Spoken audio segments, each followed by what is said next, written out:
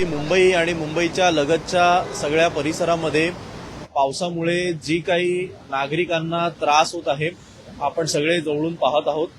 आणि दुर्दैवाची गोष्ट ही आहे की सरकार हे पूर्णपणे स्वतःची जबाबदारी झटकत असून सगळी जबाबदारी ही केवळ प्रशासनावर टाकत आहे।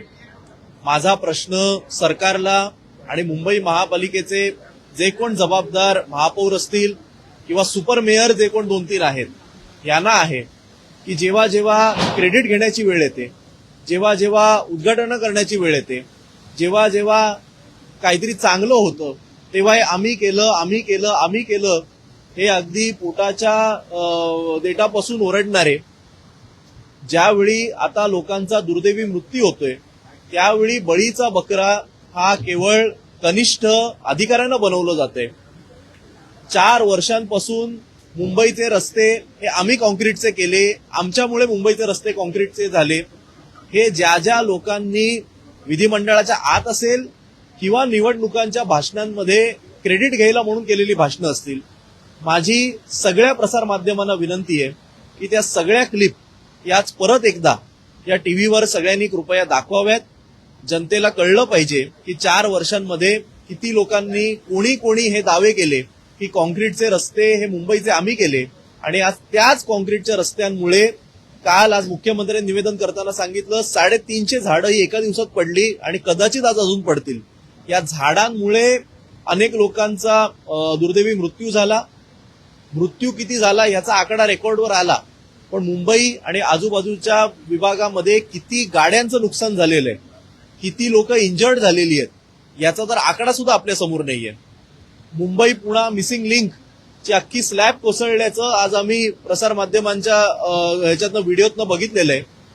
ज्या लोकांनी या संदर्भातलं क्रेडिट घेतलं होतं याचे कॉस्ट एस्कलेशन किती झालेलं या प्रकल्पाचं, याच्यामध्ये भ्रष्टाचार झाला होता का, ज्या कंपनीला काम दिलं गेलं ती कंपनी खरंच क्वालिफाईड होती का, कॉस्ट एस्कलेशन झाल्यानंतर सुद्धा वर्षभराचा डिले का झाला या प्रोजेक्टला, आणि जर तुम्ही हा रस्ता लोकांकरता खुला करण्याच्या पूर्वी कुठले कुठले क्वालिटी चेक केलेले हे सगळं तपासलं होतं का, हे सगळे प्रश्न खरं तर आजच आम्हाला विचारायचे होते, पण आज हाऊस स्थगित झालेले आम्ही हे सभागृहामध्ये विचारणार आहोत। सत्ताधाऱ्यांनी याची उत्तरं ही त्यांना द्यावी लागतील। ज्यांनी पहिली टेस्ट ड्राईव्ह तिकडे केलेली, ज्यांनी डॉक्युमेंटरी बनवलेल्या की आम्ही कसा मिसिंग लिंक उभा केला, या सगळ्यांना आता पुढे येऊन याची उत्तरं द्यावी लागतील आणि जबाबदारी सुद्धा घ्यावी लागेल। जबाबदारी घेताना ज्युनियर अधिकाऱ्यांना पुढे करायचं आणि क्रेडिट स्वतः घ्यायचं असं करता येणार नाही।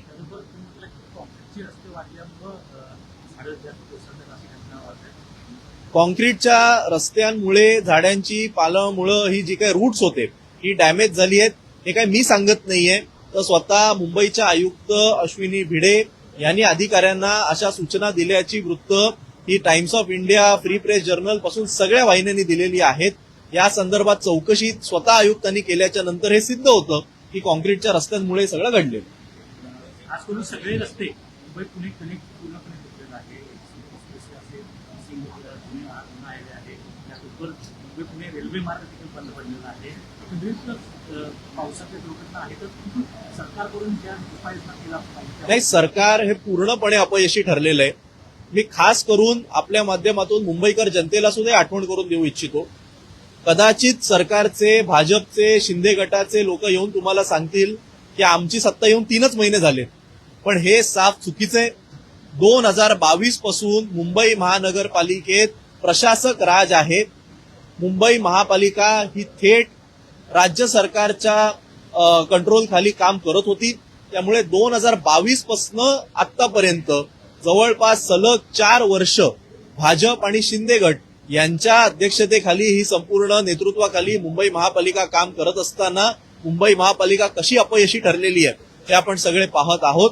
नाले सफाईचे दावे हे 131% हे अमित साटम असतील किंवा अन्य लोकांनी केलेले, आणि त्यानंतर आता नाले सफाईची काय परिस्थिती आहे ही देखील आपण पाहिलेली आहे। आज मुख्यमंत्र्यांनी सांगितलं की दुपारनंतर अजून भयान परिस्थिती होणार आहे। मला असं वाटतं की हे निवेदन सभागृहात करण्याच्या ऐवजी जर आधीच डिक्लेअर केलं असतं तर लांबून आमदार इथपर्यंत आले नसते। 10 मिनिटात तहकूब करण्याच्या ऐवजी सगळ्यांना एक मेसेज पाठवला असता तरी ही गोष्ट करता आली असती, पण ठीक आहे, काही हरकत नाही। त्यामुळे सरकार हे केवळ आमदार खासदार फोडण्यातच व्यस्त असून त्यांची जी मूळ जबाबदारी आहे यातून पळ काढते हे सिद्ध झालेलं आहे.